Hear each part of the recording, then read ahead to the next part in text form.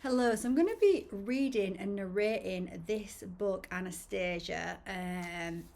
So I'm going to be interspersing it with my own experiences, journey. But I was synchronistically guided to this book, and isn't it interesting? And just looking, I don't know if you, I'm guessing you can see this right now. We can see the aura coming off this book, and I know it might be the camera, but the camera never does that, so it's very interesting. Um, so I've been synchronistically guided to this book and recommended to read it, and then when I was kind of mentioning it to a few people, they were like, "Oh yeah, I read that 20 years ago. They're amazing books. They're really magical books, infused with a lot of magic." So I'm really excited to read this book to you now. I've nearly finished reading it. I've already started reading it.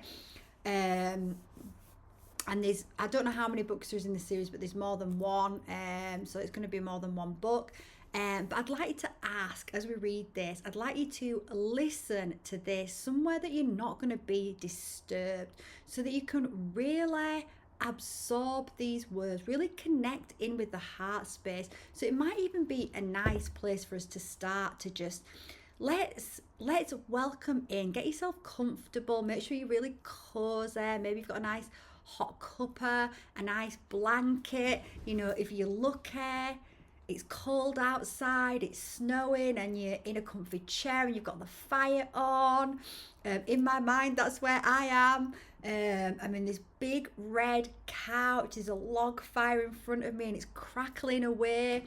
And I'm just sat with a cup of cacao, and I'm just sat reading and just allowing myself to absorb and activate. So this book is an activator. It's going to activate codes within us, and help us to remember stuff that we already know deep within our DNA. So let's imagine now that you're getting all cozy by the fire. Let's call in our angels. So calling in our angels, calling in our guides, our angelic guides, our dragons, calling in the dragons. I had an Akashic Records reading recently, and when I was communicating with my guardian angels, they just kept saying, don't forget the dragons. Don't forget the dragons. And I thought, wow, I won't forget them. I absolutely love the dragons. And I've become conscious of the dragon consciousness since about 2023. And I've been working with it. I realised that, this is real. This is not fantasy. And actually, I'm just what's staring at me now is this crystal that I bought recently, which reminds me of almost of a dragon's egg hatching. And it represents a rebirth, being reborn. And I know that is a process that we go through continually in our life, going through these rebirths and being reborn. But we're going through a huge, massive rebirth right now, individually and as a collective. So let's call in our angelic selves. Let's call in our higher selves. Let's call in our guides, our ancestors, our team to come and sit with us around the fire as we settle down for this story. And let's just start by bringing ourselves right here into the right here and now, just by doing a couple of conscious breaths together. So I just want you to close your eyes and put your hands over your chest. And I just want you to take a deep breath in and hold, and then just breathe out with the mouth closed. And another deep breath in and hold, and then breathe out. I want you to do that again.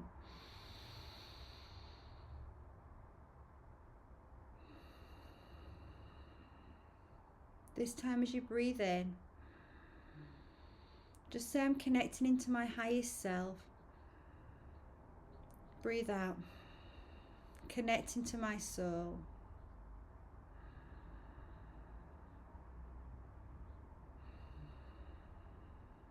Okay, so you should feel a little bit zen, feel centered, focused.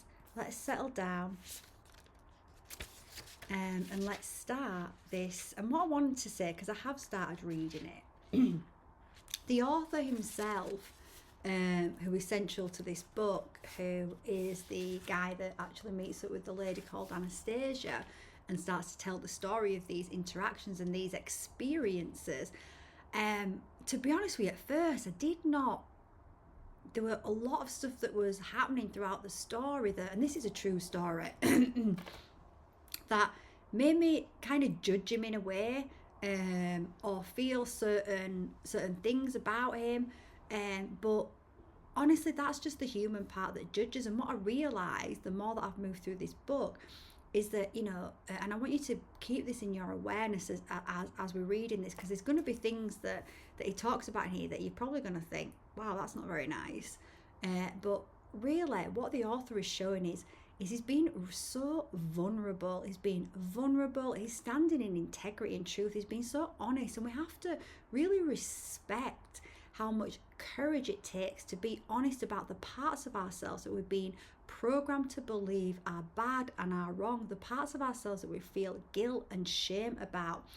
And by actually being so open and honest, as I'm going through this book, I ask you to any point where you feel judgment towards this author to actually reflect on yourself. And this is what I am doing as well, and ask him, what parts of me am I really judging when I'm judging this author? Because we've all been through heavy programming in this reality, and those programmings have created a distortion to how we see ourselves and how we see other human beings, and it's created this false reality, which means that when we encounter somebody, a pure soul, which Anastasia is certainly coming across as so far in this book, a pure soul that is not distorted like this, then it can cause us to reject things that they say, to even try and put out that light. You know, I talk about this with my clients quite a lot, that, you know, when we come in as children, we are these bright lights.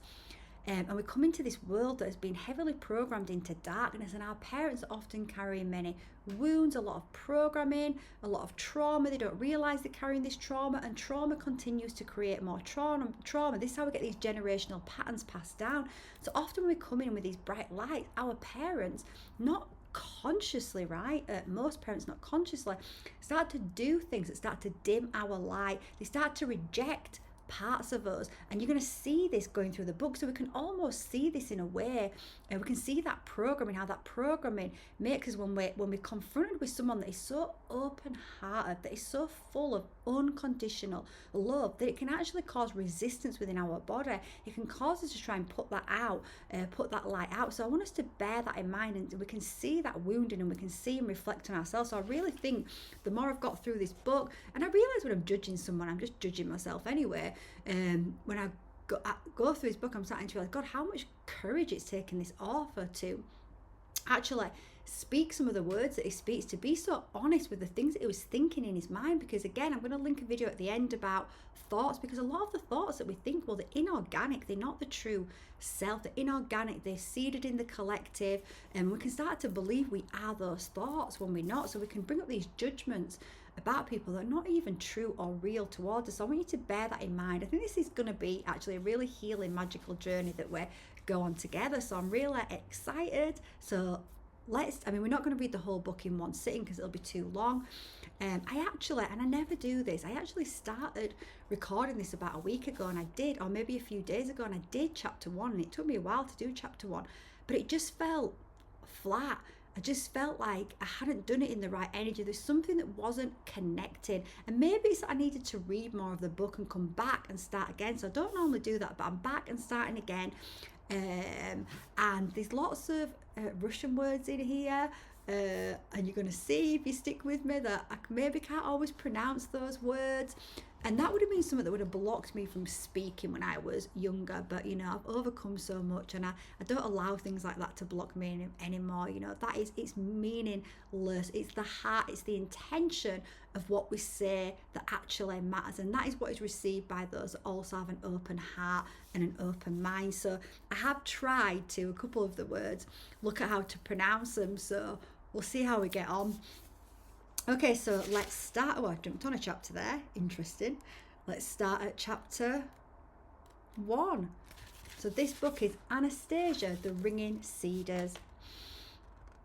In the spring of 1994, I chartered 3 riverboats on which I carried out a 4-month expedition on the River Ob in Siberia from Novosibirsk to Sullyhard, that's me checking one of the words, and back. The aim of the expedition was to foster economic ties with the regions of the Russian far north. The expedition went under the name of the Merchant Convoy. The latest of the 3 riverboats was a passenger ship named the Patrice Lumbar. The lead ship, Patrice Lumbar, housed the expedition headquarters along with a store where local Siberian entrepreneurs could exhibit their wares. The plan was for the convoy to travel north 3,500 kilometers, visiting not only major ports of call such as Tomsk, Nizhny-Vartovsk, Hun-Nonsisk and Sullyhard, but smaller places as well where goods could be unloaded only during a brief summer navigation season. The convoy would dock at a populated settlement during the daytime. We would offer the wares we had brought for sale and hold talks about setting up regular economic links. Our travelling was usually done at night. If weather conditions were unfavourable for navigation, the lead ship would pull into the nearest port, and we would organise on-board parties for the local young people. Most places offered little in the way of their own entertainment. Clubs and community centres, so-called houses of culture, had been going downhill ever since the collapse of the USSR, and there were almost no cultural activities available. Sometimes we might go for 24 hours or more without seeing a single populated place. Even the tiniest village, from the river, the only transportation artery for many kilometres around. The only thing visible to the eye was the taiga itself. This is the forest, by the way. This is the name of the forest in Russia. I was not aware at the time that somewhere amidst the uninhabited vastness of forest along the riverbank, a surprise meeting was awaiting me, one that was to change my whole life. One day on the way back to Novosibirsk, I arranged to dock the lead ship at a small village, one with only a few houses at best, dozens of kilometres distant from the larger population centres. I planned a 3-hour stopover so the crew could have shore leave and the local residents could buy some of our goods and foodstuffs, while we could cheaply pick up from them both fish and wild-growing plants of the taiga. During our stopover time, as the leader of the expedition, I was approached with a really weird request by 2 of the local senior citizens, and he's put in brackets, as I judged at the time. One of them appeared to be somewhat older than the other. The elder of the 2, a wizened fellow with a long grey beard, reminds me of Merlin, kept silent the whole time, leaving his younger companion to do the talking. This fellow tried to persuade me to lend him 50 of my crew, which numbered no more than 65 in total, to go with them into the taiga, to trek of 25 kilometres from the dock where the ship was berthed. They would be taken into the depths of the taiga to cut down a tree they described as a ringing cedar. On top of that, the cedar, which he said reached 40 metres in height, needed to be cut up into pieces which could be carried by hand to the ship. We must, he said, definitely take the whole lot. The old fella further recommended that each piece be cut up into smaller pieces. Each of us should keep one for himself and give the rest to relatives, friends, and anyone who wished to accept a piece as a gift. He said this was a most unusual cedar. The piece should be worn on one's chest as a pendant. Hang it around your neck while standing barefoot in the grass, and then press it to your exposed chest with the palm of your left hand. It only takes a minute or so to feel the pleasing warmth emanating from the piece of cedar, followed by a slight shiver running through the whole body. From time to time, wherever desired, the side of the pendant facing away from the body should be rubbed with one's fingertips, the thumbs pressed against the other side. The old fellow confidently assured me that within 3 months, the possessors of one of these ringing cedar pendants will feel significantly improved in his sense of well-being and will be cured of many diseases. Even AIDS, I asked, and briefly explained what I had learned about this disease from the press. The oldster confidently replied, from any and all diseases. But this he considered was an easy task. The main benefit was that anyone having one of these pendants would become kinder, more successful, and more talented. Isn't that beautiful? And, on my journey, I find that so easy to accept because, I've obviously discovered, and many of you watching this will have discovered or know, or bring it more into your awareness right now, that when we are in nature, when we are on the beach, in the sea, in a forest, up a mountain, in our gardens, we feel good. We can feel our energy shifting just by being in nature for like 20 minutes or more. We can feel a shift in our energy.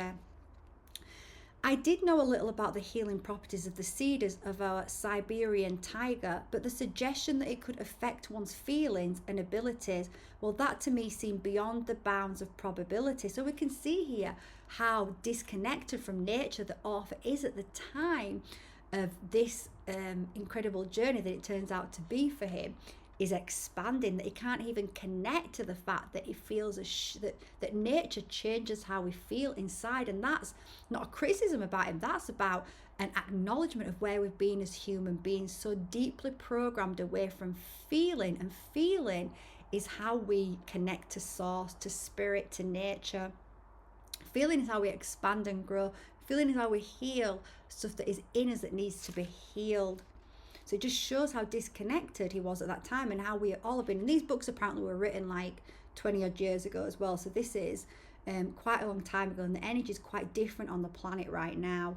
We are going through a great awakening, and we're getting a lot of solar flares, a lot of light that is coming in and helping us to open up our eyes and see the truth again.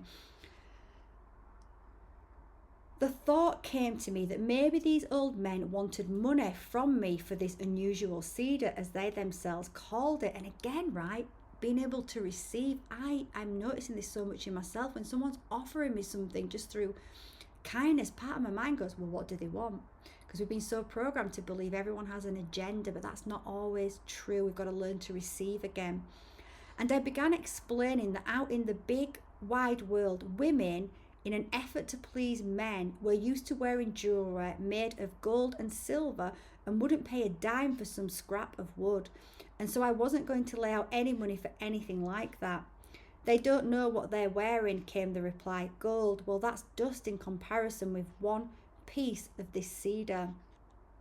But we don't need any money for it. We can give you some dried mushrooms in addition, but there's nothing we need from you.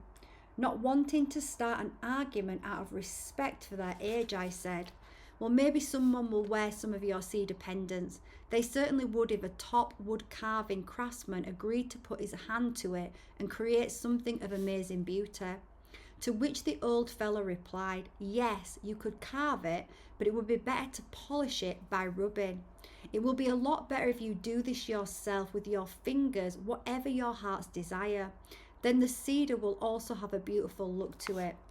Then the younger of the two quickly unbuttoned first his old worn jacket and then his shirt and revealed what he was wearing on his chest. I looked and saw a puffed out circle of oval. It was multicoloured, purple, raspberry, auburn, forming some kind of puzzling design. The vein lines on the wood looked like streams. I am not a connoisseur of objects, although from time to time I have had an occasion to visit picture galleries. The world's great masters had not called forth any particular emotions in me, but the object hanging around the man's neck aroused significantly greater feelings and emotions than any of my visits to the Trekkersvoy gallery. I was going to say galaxy then. How many years have you been rubbing this piece of cedar? I asked. 93, the old fellow responded. And how old are you? 119. At the time, I didn't believe him. He looked like a man of 75. Either he hadn't noticed my doubts, or if he had, he paid no attention to them. In somewhat excited tones, he started in trying to persuade me that any piece of this cedar, polished by human fingers alone, would also look beautiful in just 3 years. Then it would start looking even better and better, especially when worn by a woman. The body of its wearer would give off a pleasant and beneficial aroma, quite unlike anything artificial produced by man. Indeed, a very pleasant fragrance was emanating from both these old men. I could feel it, even though I'm a smoker and, like all smokers, have a dulled sense of smell. And there was one other peculiarity. I suddenly became aware of certain phrases in the speech of these strangers that were not common to the residents of this isolated part of the north. Some of them I remembered to this day, even the intonations associated with them. Here is what the old fella told me. God created the cedar to store cosmic energy. When someone is in a state of love, they emit a radiant energy. It takes but a split second for it to reflect off the planets floating overhead and come back to Earth and give life to everything that breathes. How beautiful is that? The sun is one of those planets, and it reflects but a tiny fraction of such radiance. Only bright rays can travel into space from man on the Earth, and only beneficial rays can be reflected from space back to Earth. Under the influence of malicious feelings, man can emit only dark rays. These dark rays cannot rise but must fall into the depths of the earth. Bouncing off its core, they return to the surface in the form of volcanic eruptions, earthquakes, wars, etc.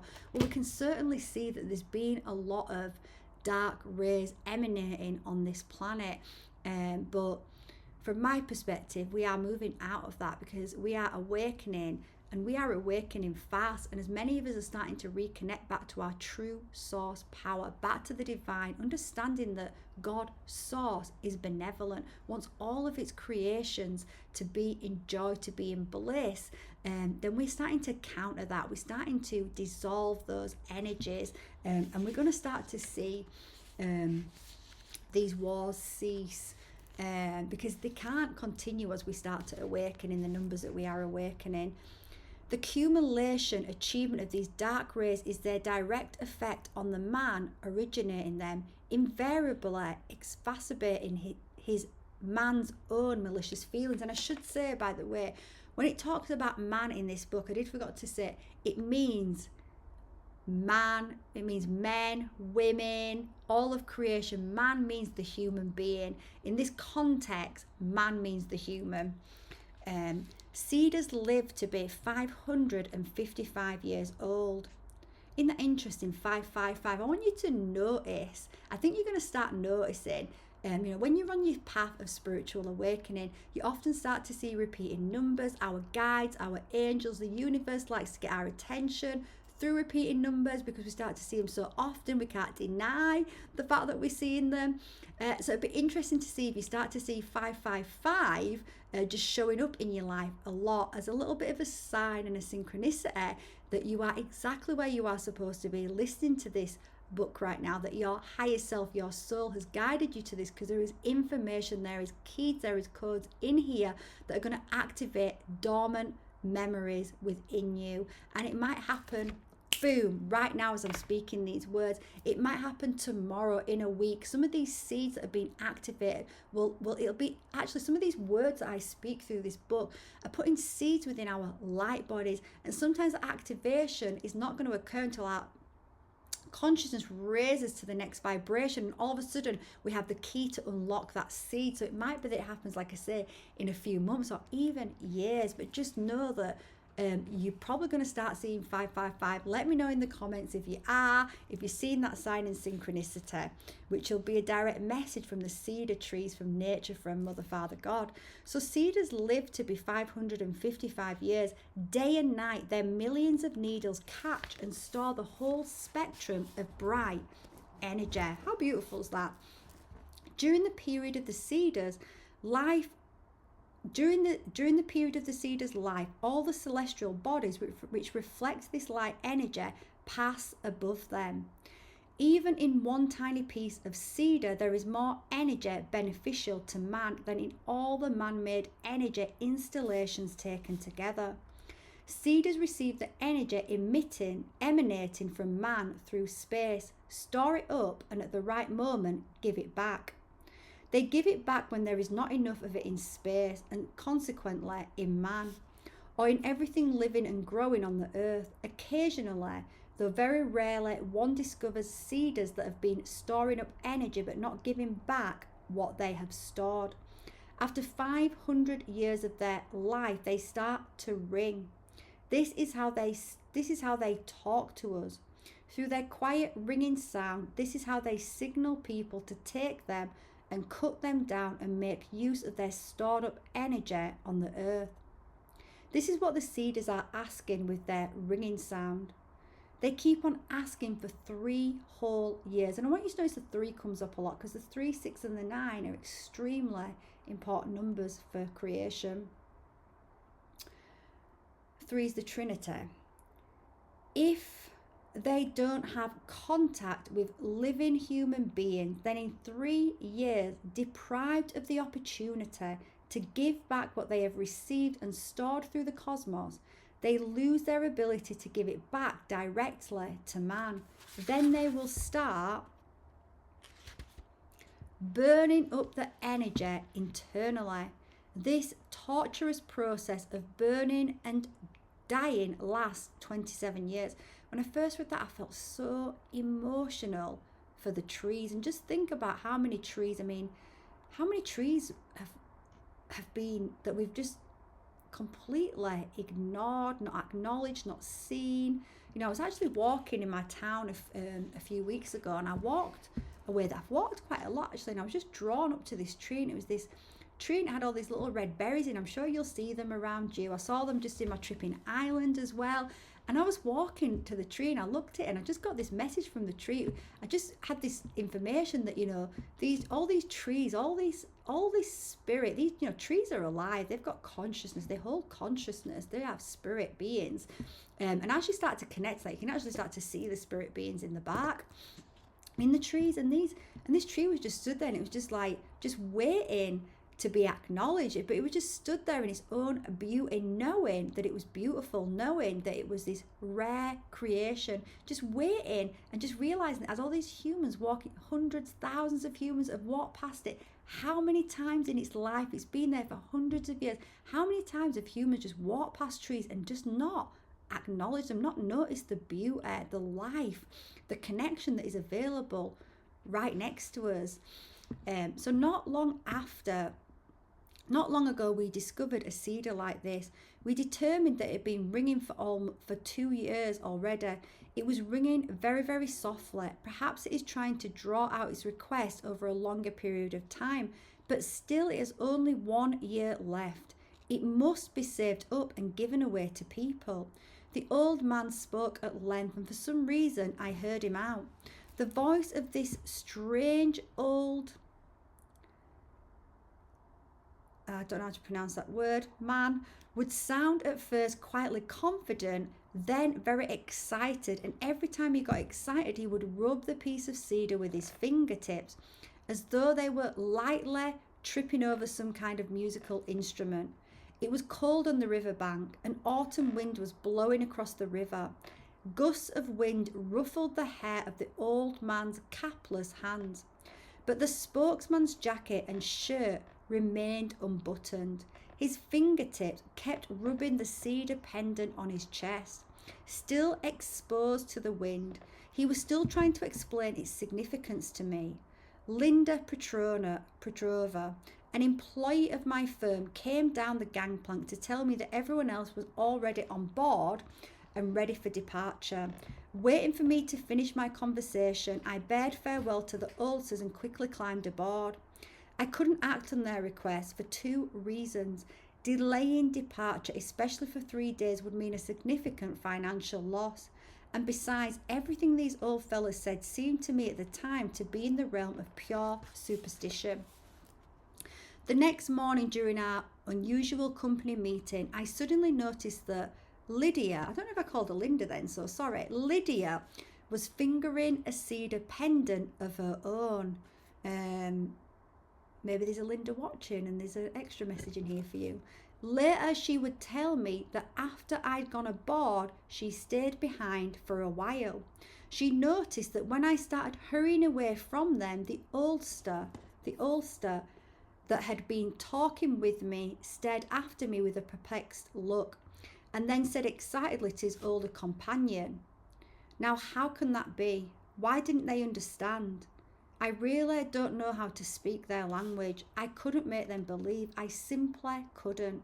I got nowhere with them, nowhere. Why? Tell me, Father." The elder man put his hand on his son's shoulder and replied, "You weren't convincing enough, son. They didn't comprehend." As I was going up the gangplank, Linda Petrovna went on, "The old man that was talking with you suddenly rushed up to me, grabbed me by my arm and led me back down to the grass below. He hurriedly pulled out of his pocket a string and attached it was a piece of this cedar wood. How amazing, right? He put it around my neck and pressed it against my chest with the palm of both of his hands and mine. I mean, I would love one of these.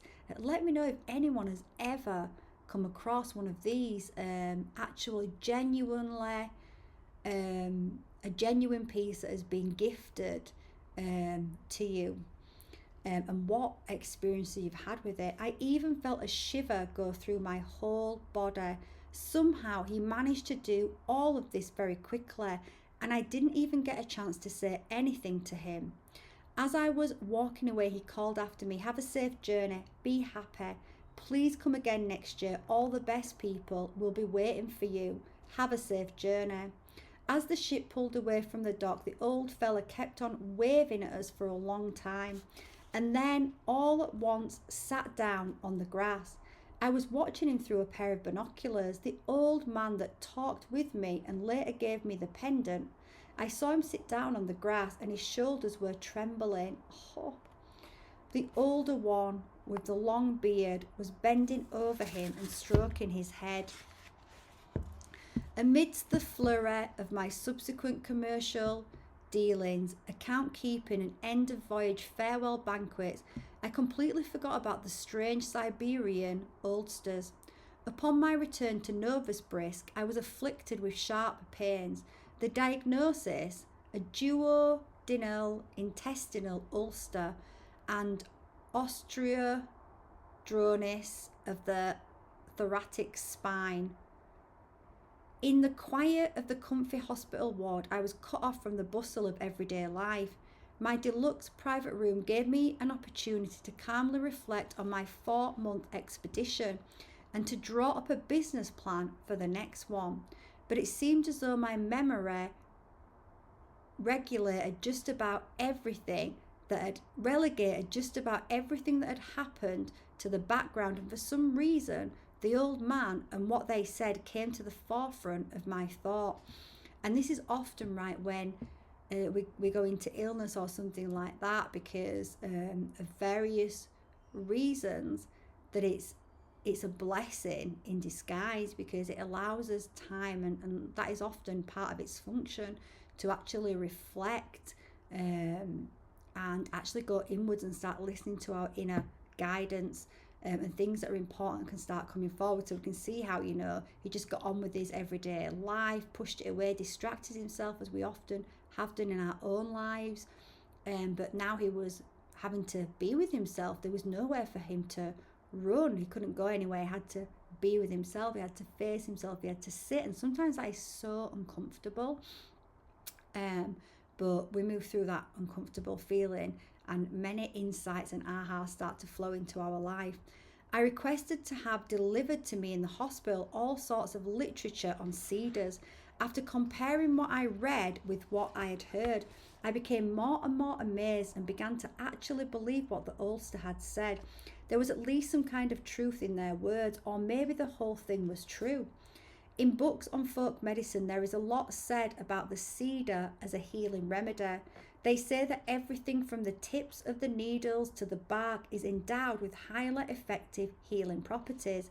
The Siberian cedar wood has a beautiful appearance, and is used with great success by both masters of artistic wood carving and cabinet makers, as well as in producing soundboards for musical instruments. Cedar needles are highly capable of eliminating airborne germs and purifying the surrounding atmosphere. Interesting, right? Imagine learning all this kind of stuff, really learning what nature is capable of. No one be putting in those artificial, I don't use them anyway, they're full of poisons and toxins, but I have done at points in my life when I wasn't aware of that. Those artificial plugins that we put in that release all those smells that are meant to make our air smell better, or meant to neutralize odors and things, but really it's nature that does that. And when we start to look at those artificial things we've been actually sold as doing that, then we're going to be pretty horrified when we realize what they actually really are and what they're really doing to our air. Cedar wood has a distinctive, pleasant balm fragrance. A small cedar chip placed inside a house will keep moths away.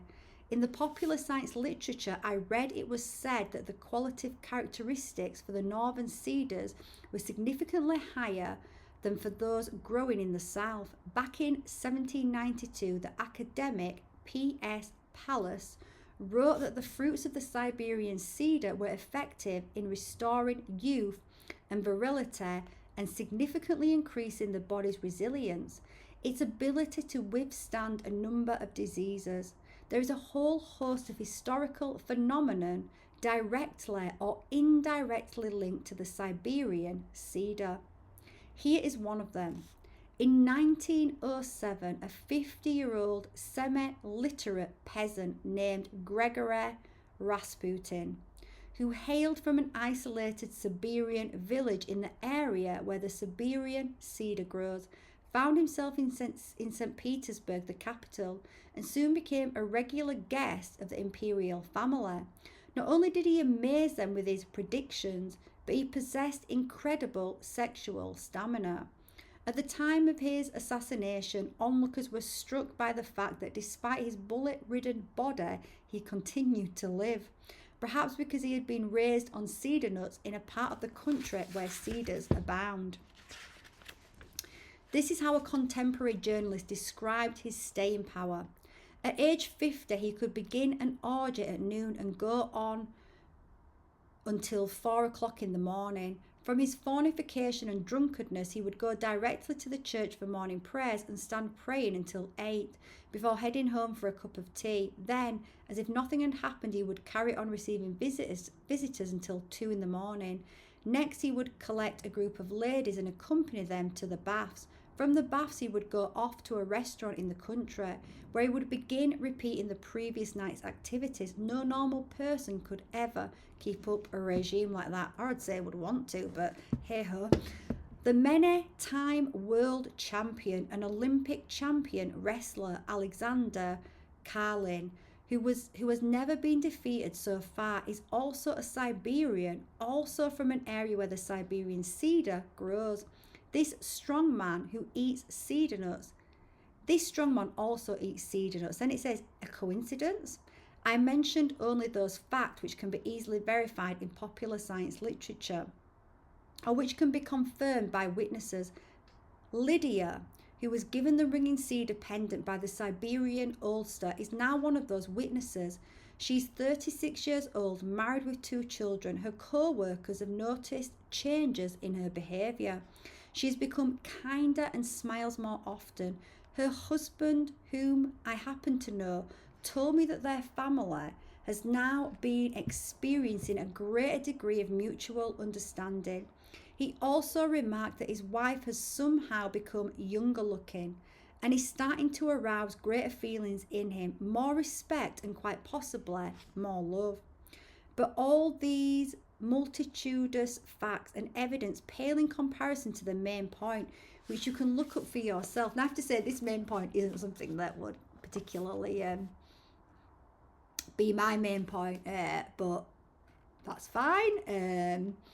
A discovery which has left me with not a trace of doubt, and that is the Bible. That is because I understand the Bible to be full of infiltration full of the false God, not the true God that is benevolent and does not sacrifice human life, does not want us to be in pain and suffering.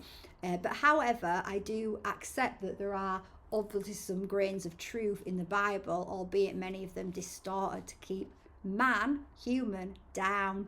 But anyway, obviously at this point, this guy was very much into the Bible, which is totally fine, and it is interesting that it's mentioned in the Bible. So let's read this. A discovery which has left me with not a trace of doubt is the Bible. In the book of the Leviticus in the Old Testament, God teaches us how to treat people and even decontaminate their houses with the help of the cedar. After comparing all the facts and data I had gleaned from various sources, I was confronted by such a remarkable picture that all the wonders of the world faded before it. The great mysteries that have excited people's minds began to pale into insignificance in comparison with the mystery of the ringing cedar. Now I could no longer have any doubts about its existence. They were all dispelled by the popular science literature and the old Vedic scriptures I was reading. Cedars are mentioned 42 times in the Bible, all in the Old Testament. When Moses presented humanity with the 10 Commandments on some tables, he probably knew more about them than has been recorded in the Old Testament.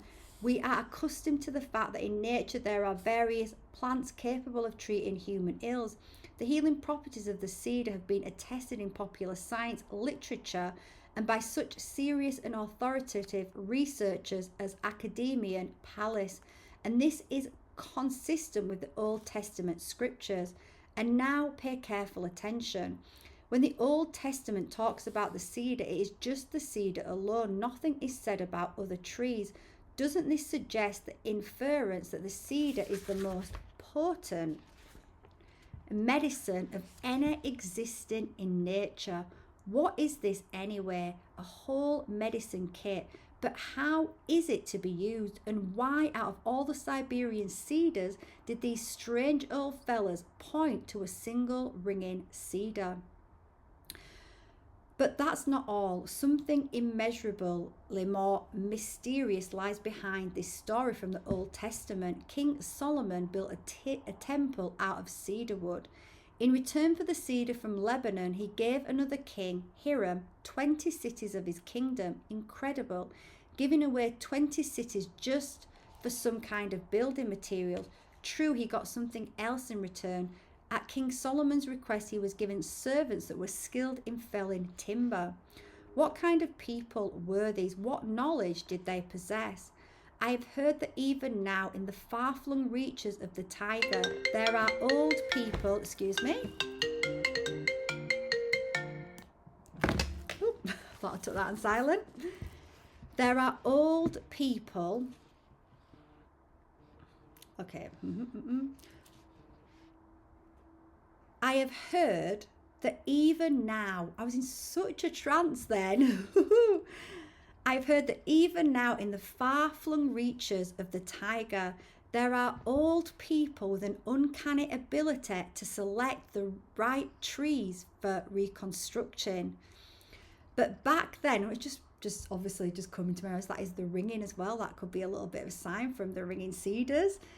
But back then, over 2,000 years ago, everybody might have known this. Nevertheless, specialists of some sort were required. The temple was built, services began to be held there, and the priest could not stand to minister because of the cloud. What kind of a cloud was that? How and from where did it enter the temple? What could it have been? Energy? A spirit? What kind of phenomenon and what connection did it have with the cedar? The old fellas talked about the ringing cedar as storing up some kind of energy. Which cedars are stronger? The ones in Lebanon or those in Siberia? Academia Pallas said that the healing properties of the cedar increased in proportion to their proximity to the forest tundra. In that case, then, the Siberian cedar would be the stronger. It says in the Bible, by their fruits ye shall know them. In other words, again, the Siberian cedar. Could it be that no one has paid any attention to all of this? Has no one put two and two together? The Old Testament, the science of the past century, and the current one are all of the same opinion regarding the cedar. And Eleanor Ivona Rochrich notes in her book Living Ethics, a chalice of cedar resin figured in the rituals of the consecrations of the kings of the ancient Khorassan's Druids, also called the chalice of cedar resin, the chalice of life. Now, I've just been in Ireland on this amazing sacred sites tour, some mission work there, and we were at this sacred site called Glendalough, and it means the two rivers. It's within the Wicklow Mountains National Park. It's absolutely incredible. On the way to that place, I did a meditation. I could really feel my soul coming in. When I got there, I really connected to the energy. I felt really connected to that place. I know it's connected to the Druids, to the Celts, to the Tuatha De Danann, which are thought to be the divine ones, one of the tribes, the Celtic tribes that were around in the organic timelines before the fall of consciousness throughout the globe and within Ireland. And in this place particular, there's these two rivers, but it's just a mass of forest, and some of these trees were absolutely incredible, insane, beautiful trees. We spent a lot of time with the trees. And one tree in particular, which you're going to see as the thumbnail, because I didn't know what types of trees they were. I've always loved trees. I've always felt connected to trees, and that's just growing stronger and stronger the more that I'm waking up and connecting to them. But it kind of struck me that I didn't really know what my trees were, and I bought this app the other day, and there's a tree in the forest near me, in the woods near me, which I've been going in since about 2019. There's a particular tree, I call it my dragon tree, that I'm really connected to, and I wanted to know what type of a tree it is, and I looked, and it was this European beech. And so I've got this app where you can scan trees. It's amazing. It tells you what the trees are. And I've got all these photos from Ireland, and I was taking photos. I'm going to link on the next one a photo of a European beech which I took, which is just the most insane tree you've ever seen. The roots of it just go out. They went out for about 50 feet in both directions, these massive thick roots that you could see above the ground. So imagine how far this tree, you can see when you look at this tree, so this will be on the next one. When you look at this tree, you can see see spirits in it, or at least I can see spirits in. But if you really just sit with it a bit of time, you're going to see it as well. But there was another tree that I was also attracted to. I took a photo of, and I scanned that the other day. It was this huge tree. It almost looks a little bit rude, you'll see, but it was an incredible tree, and that is a cedar tree. Actually, I never realised that was a cedar tree. Perhaps I'd have spent a little bit more time with it, but anyway, I did spend some time with it. So I'll put that picture on. So the Druids also called the chalice of cedar resin the chalice of life, and only later, with the loss of the realization of the spirit, was it replaced by blood. The fire of Zoroaster was the result of burning of the cedar resin in the chalice. So then, how much of our forebears' knowledge of the cedar, its purpose and properties, has been passed down to the present day? Is it possible that nothing has been preserved? What do the Siberian oldsters know about it? And all at once my memory harked back to an experience of many years ago, which gave me goosebumps all over. I didn't pay any attention to it back then, but now, during the early years of Perestroika, I don't know what that means, sorry guys. I was president of the Association of Siberian Entrepreneurs. One day I got a call from the Novosibirsk district executive council. Back then we still had Communist Party committees and executive councils, asking me to come to a meeting with a prominent Western businessman. He had a letter of recommendation from the government of the day. Several entrepreneurs were present, along with workers from the executive council. The Western businessman was of a rather imposing external appearance, an unusual person with oriental features. He was wearing a turban and his fingers were adorned with precious rings. The discussion, as usual, centered around the possibilities for cooperation in various fields. The visitors said, among other things, we would like to buy cedar nuts from you. As he spoke these words, his face and body tightened, and his sharp eyes moved from side to side, no doubt studying the reaction of the entrepreneurs present. I remember the incident very well, as even when I wondered why his appearance had changed like that. As even then I wondered why his appearance had changed like that. And this shows, right, seeds are planted early on. We can look back, I realise now I've completely changed my life, but I realised everything I went through was planting seeds for right now. Things were being shown to me earlier on in my journey that I could not understand why it was being shown to me. And it's only as I've awoken more and more that I've been shown the meaning, the reason for seeing these things. And we can see how here, him having that meeting was not a coincidence that he would have a meeting with this businessman that was asking about these cedar trees. Obviously, in my mind now, I realized this man realized the value of these cedar trees and was trying to see, did any of these other businessmen realize the value? Because obviously he wants to exploit that, right? He wants to exploit them. The businessman made me, After the official meeting, the Moscow interpreter accompanied him, came up to me. He said he would like to speak with me. The businessman made me a confidential proposal.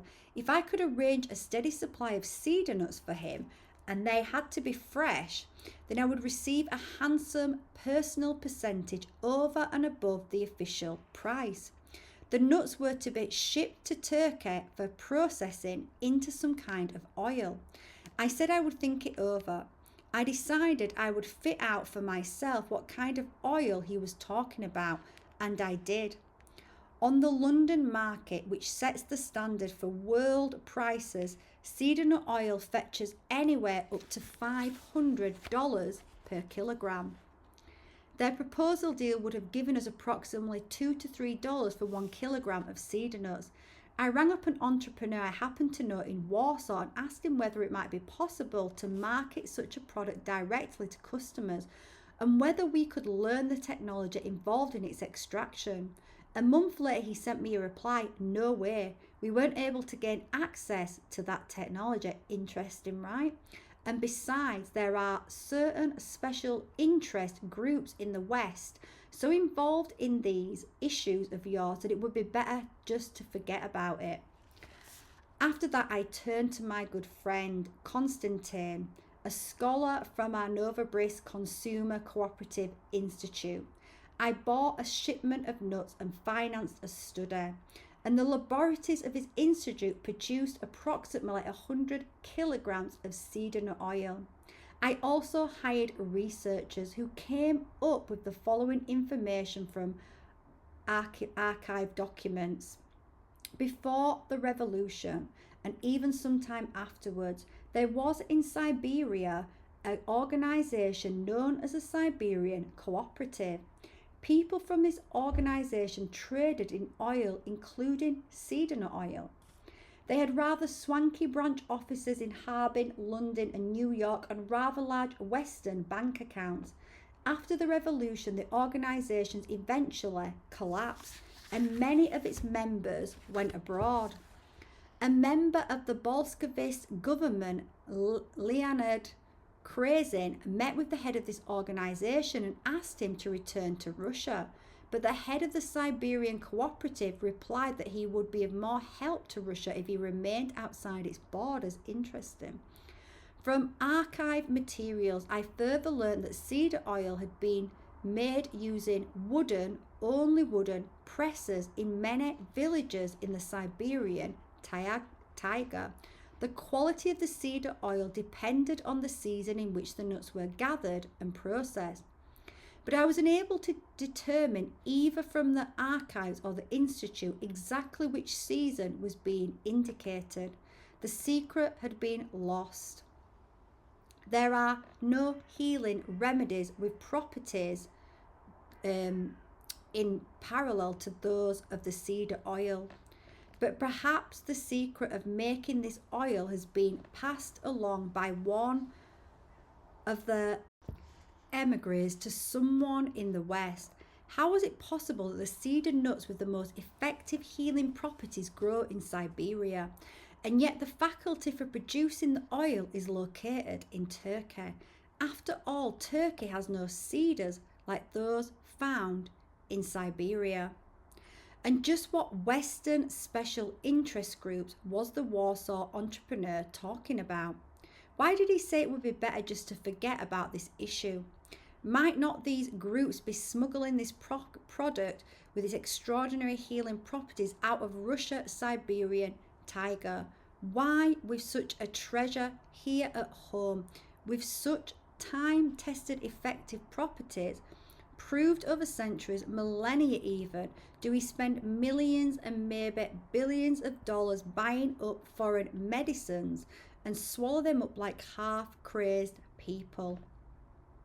How is it that we keep losing the knowledge known to our forebearers, our recent forebearers, yet the ones who lived in our century, let alone the Bible's description of that extraordinary happening of over 2,000 years ago?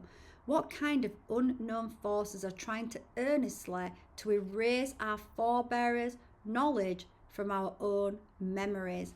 I go into this in my Reconnect program. If you're interested, guys, it's a deeply healing, transformative and awakening journey. It's a journey that I have been on as I've started to, wake up to the truth of, what's going on, the dark forces. And it's not to get into fear about it. Actually, when you wake up, you realize that they hold no power over us as we start to wake up and unite as a humanity, as a race. If you're interested, you can get week 1 free.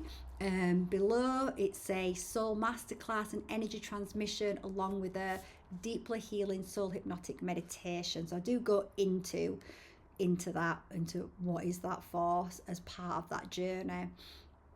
What kind of unknown forces are trying to earn it so earnestly to erase our forebearers' knowledge from our own memories?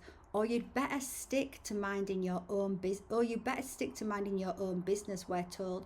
Yes, they are trying to wipe it out, and indeed they are succeeding.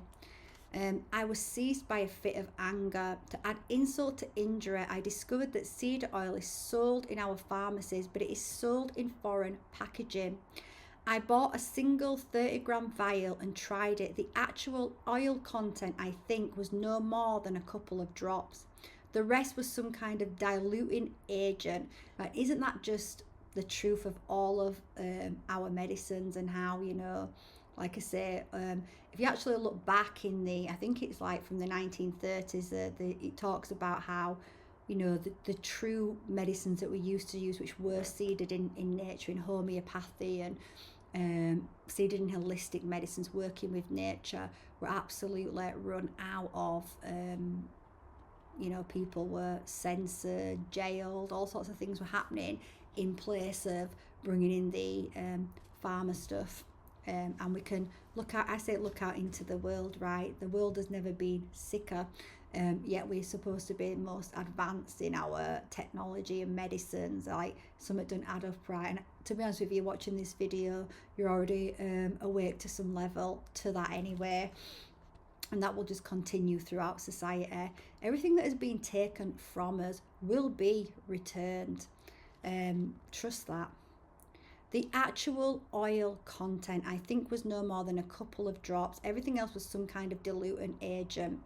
Compared to what was produced in the Consumer Cooperative Institute, well, there was simply no comparison. And these diluted couple of drops cost 50,000 rubles. So what if we didn't buy it abroad but sold it ourselves? Just the sale of this oil would be enough to raise the whole of Siberia above the poverty level, right? So you've got this country, and this is everywhere, right? These countries that have something valuable that nature is willing to share with that population for prosperity. As long as you do it in in reverence with nature. Right? When you talk about these cedar trees, like they say, at some point they're going to be ready for humans to use them. There is points when they are at their point where, you know, the part of their purpose is to help humanity to thrive. But we can see how these are taken and then weaponized against us, right? So you've got this country that is completely in poverty, where it has this beautiful miracle substance that helps mankind absorb more light, feel good, heal things that need healing. Obviously it has so many properties, as do all trees actually, but obviously we're talking about the cedar here. Well, I say all trees, I'm thinking all trees, nature. So let me see. So what if we didn't buy it abroad? Okay, so Siberia above the poverty level. But how did we ever manage to let go of the technology of our forebearers?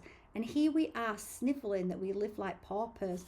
Well, okay, I thought I'd come up with something all the same. I produced the oil myself and my firm would only get wealthier. I decided I would try a second expedition along the Ob back up north, using only my headquarters ship, the Patrice Lombarda. I loaded a variety of goods for sale into the hold and turned the film viewing room into a store. I decided to hire a new crew and not invite anyone from my firm. As things stood, my firm's financial situation had worsened while I was distracted with my new interest. 2 weeks after leaving Novosibirsk, my security guards reported that they had overheard conversations about the ringing cedar, and in their opinion, the newly hired workers included some pretty strange people, to put it mildly. I began summoning individual crew members to my quarters to talk about the forthcoming trek into the taiga. Some of them even agreed to go on a voluntary basis. Others asked for an extra large bonus for this operation, since it was not something they had agreed to when signing up for work. It was one thing to stay in the comfortable conditions aboard ship, quite another to trek 25 kilometres into the taiga and back carrying loads of wood. My finances at the time were already pretty tight. I was not planning to sell the cedar. After all, the Ulster had said it should be given away. Besides, my main interest was not the cedar tree itself, but the secret of how to extract the oil. And of course, it would be fascinating to find out all the details connected with it. Little by little, with the help of my security guides, I realised that there would be attempts made to spy on my movements, especially during any time I spent ashore. So it just shows, right, when you've got people that are trying to spy on you when you're doing things like this, that things are being kept from us. But for what purpose was unclear, and who was behind the would-be spies. I thought and thought about it and decided that to be absolutely certain, I would somehow have to outsmart everyone at once. Okay, I am gonna leave that there for this. That is chapter 1. So that's the second time I've read that, and I have to say, I'm so glad that I redid this again, because I just felt so much more deeply connected to that reading then.